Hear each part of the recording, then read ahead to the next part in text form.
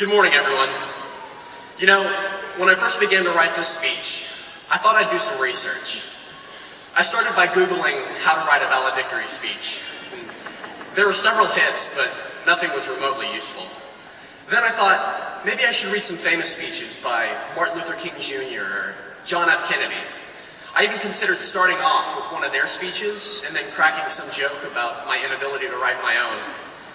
But after all that time, what ended up on this paper today is my work, God bless it, and I sincerely hope that my efforts to please everyone this morning are successful. Now, it wouldn't be a speech if I didn't start out by thanking everyone who made this day possible, or necessary, whichever way you want to look at it.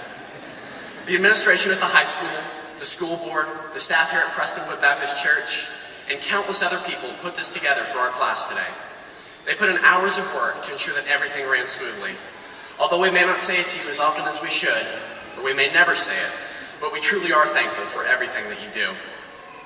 Our teachers have also been instrumental in our success as a class. I know that without each and every one of my teachers, I would have just tried to make the grade in high school, as opposed to actually learning something. They pushed us when we could no longer push ourselves. And looking back on that now, maybe they knew what they were doing after all. Now, I know what several parents in the audience are thinking right now. I also made this day possible because I didn't cast my children out into the wilderness when they misbehaved. And this is more than true.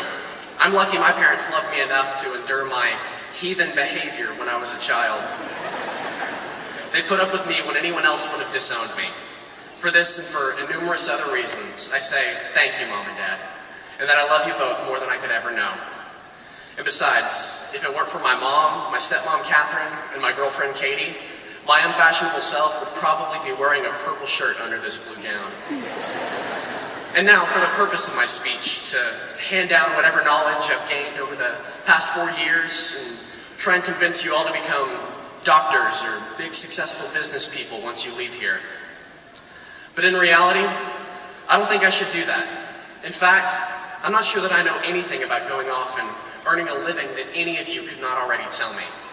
So rather than tell you all to be successful, I want to encourage you all to be passionate. If I've learned anything over the past 4 years, it's been the importance of finding passion and motivation in my everyday actions. Whether I was making music with an incredible group of people, or experiencing the thrill of being in contention at a golf tournament, passion led me through my high school days and pushed me to become the person that I am today. Now, over the course of the year, I've been reading a book called The Art of Possibility by a man named Benjamin Zander, who's the conductor of the Boston Philharmonic Orchestra. And in this book, Zander talks about the importance of passion and harnessing your unique potential. Now, I don't mean to endorse one book over another, but reading it has really made me look at things in a different way. Without it, I may not have made it up on this stage today.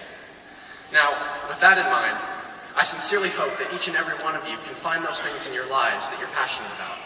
Because in life, it's not always the successful people that find joy in their actions. It's the people that devote themselves to the things they love that have the potential to live life to the fullest. And now, as I try to avoid every cliche imaginable, I'd like to extend a personal congratulations to every member of this graduating class sitting here in front of me today. We've made it this far, and the big scary world of college and taxes and work is ahead of us.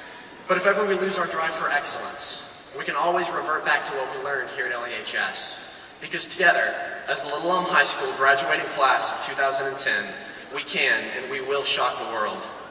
And when you leave today, try to remember what Dr. Seuss always said.